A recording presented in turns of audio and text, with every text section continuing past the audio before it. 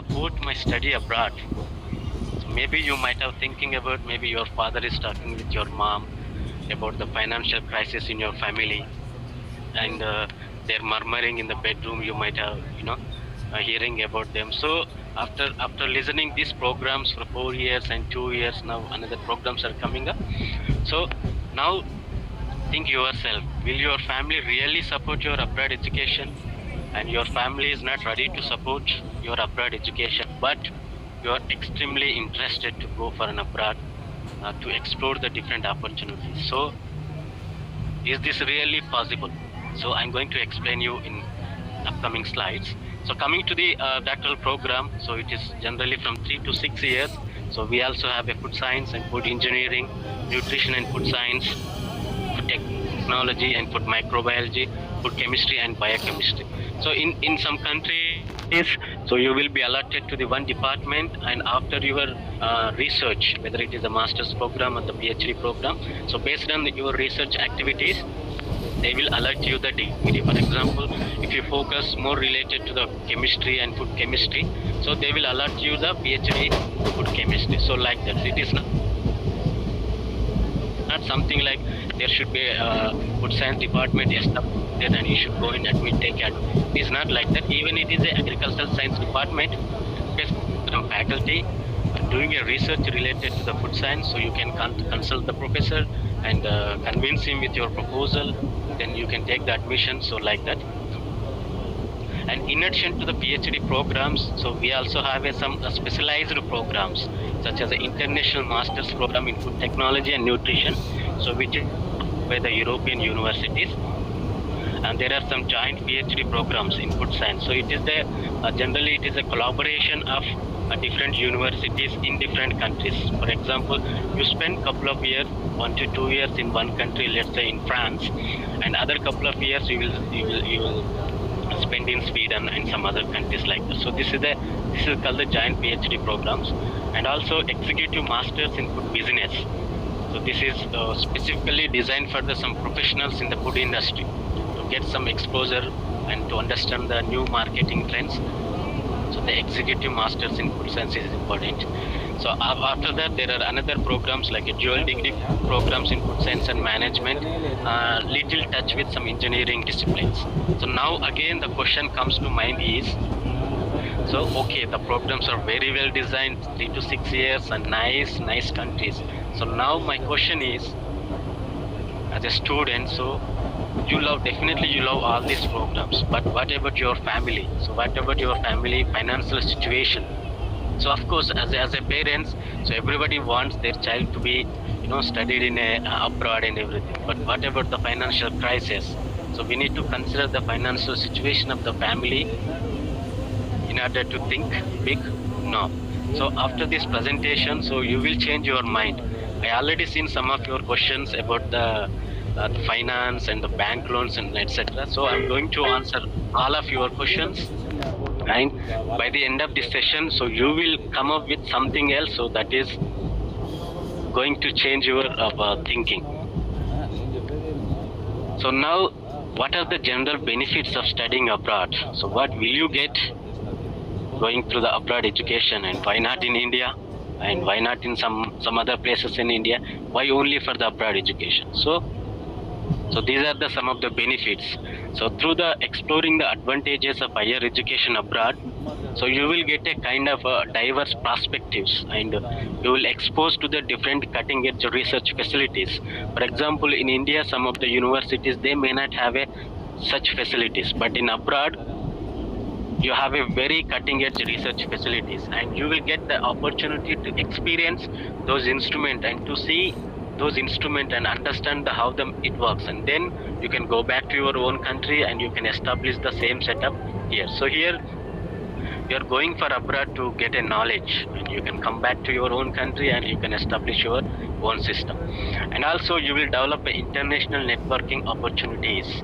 So by going abroad, so this is the best platform to develop international collaborations or networking with the international experts.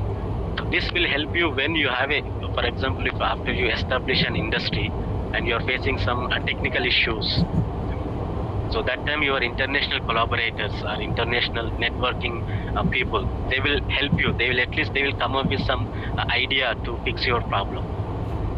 And of course, so you will get a very best career opportunities, and you can feel the competitiveness in the global job market, and global perspective and cultural diversity. So this is also very important. So in addition to the education, you need to know as a human being, so cultural diversity.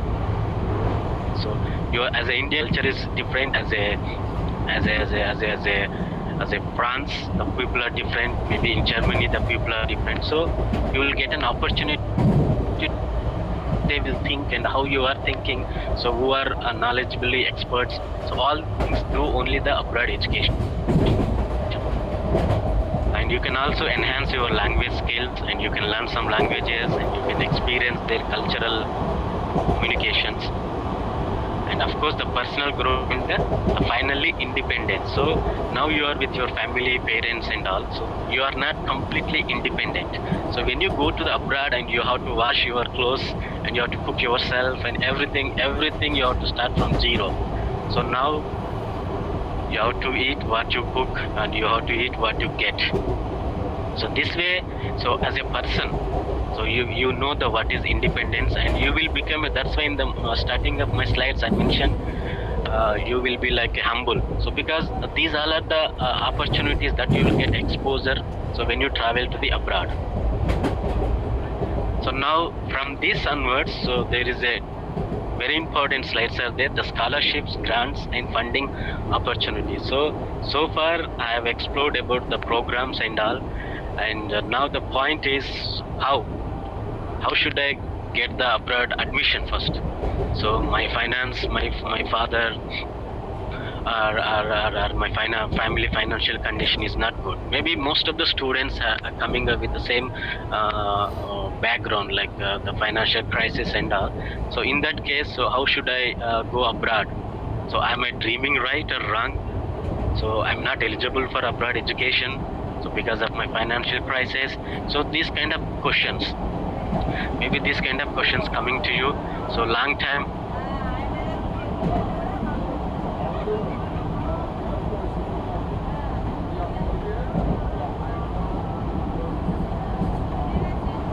you dream it, it's not wrong. So always you need to think bigger so that you can achieve, and you will find the ways to achieve your dreams.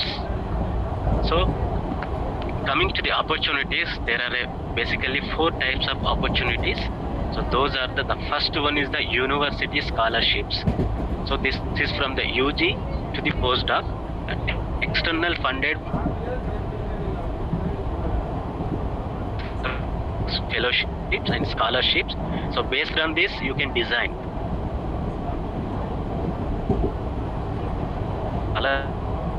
government based scholarship and fellowships, and finally self-funded, which means you should pay yourself and you should bank loan. So the self-funded is the last option I kept. So there is some reason behind this. So you will answer why I kept one by one. Now coming to the university scholarships. So these university scholarships, they stand on these scholarships, university scholarships, which are, I will never recommend university scholarships, because these points are very important in order to survive in a. So they will not cover, give you very less stipend. It is too competitive, and they will not give any flight tickets. So you should book your flight ticket. They will not give any visa charges. So they will give the document in order to apply for a visa, but they're not going to sponsor the visa charges, which is most like 10,000, 20,000 INR, and they will not provide health insurance and no accommodation. So you have to take care about all these things. So now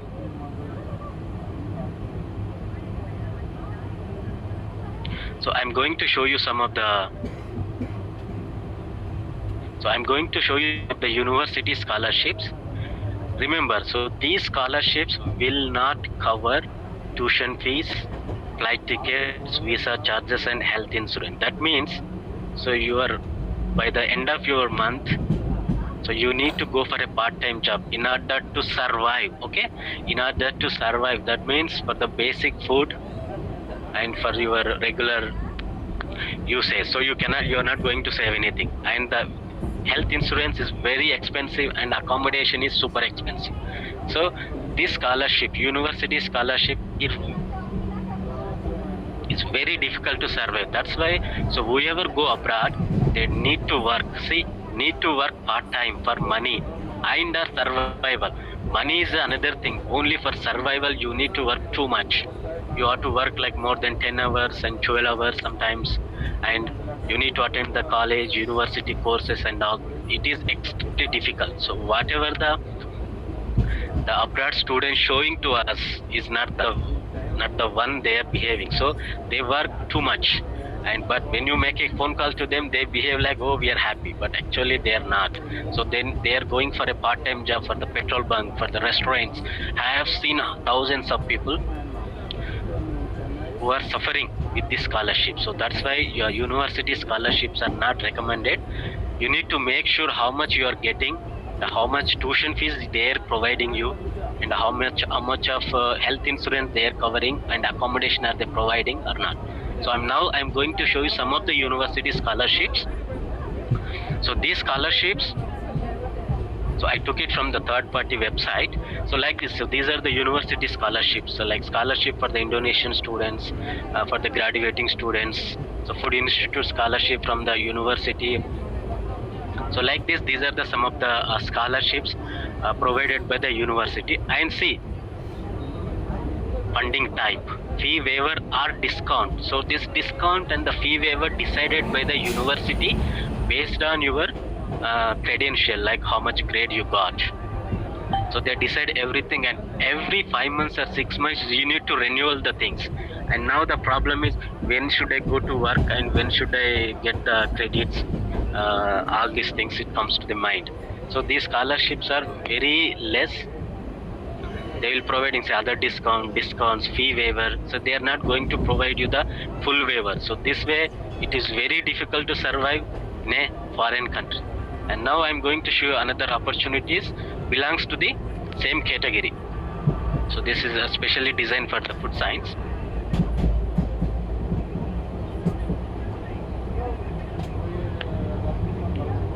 The University of Leeds providing some scholarship for the International Masters Excellence Scholarship for the students.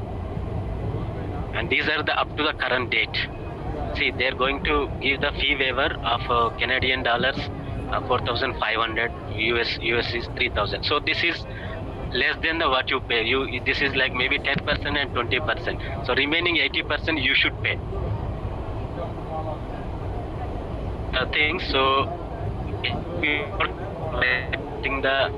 So these are some kind of scholarships for the university scholarship. And remember, once you select the university scholarship, you must work part-time. And over the time you need money at least for survival. Then you give the more time for the part-time job and less time for the education. So which is not the main criteria to go abroad. So coming to the externally funded projects for faculty. So in this case, what happens? Let's consider I am as a faculty. So what I do, so I will write one project personally myself, and I will submit to the government agency. Let's consider, let me give you one example. By taking India, so I will write one project and I will submit to the ICAR, let's say. And ICAR, they really like my project idea, and they gave some fund to me. They gave some money to me for 2 years or 3 years like that. So after I get a funding, I will advertise like I need one master student to work for 2 years. So that is called the externally funded project. That is for the faculty. So through that, the student can take admission in my college or in my university.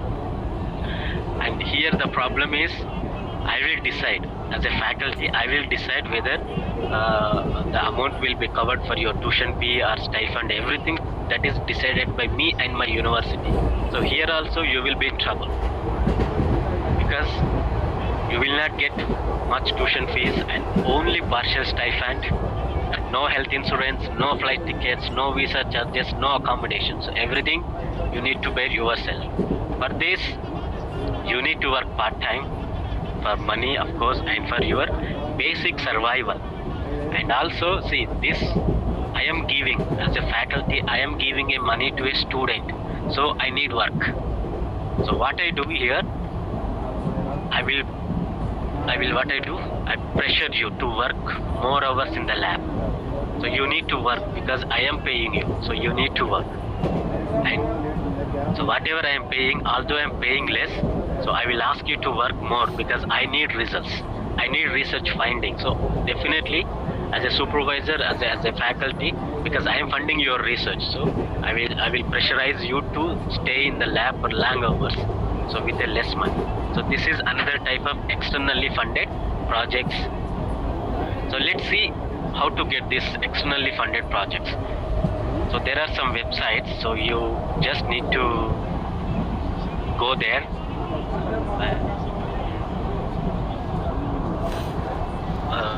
Famous word.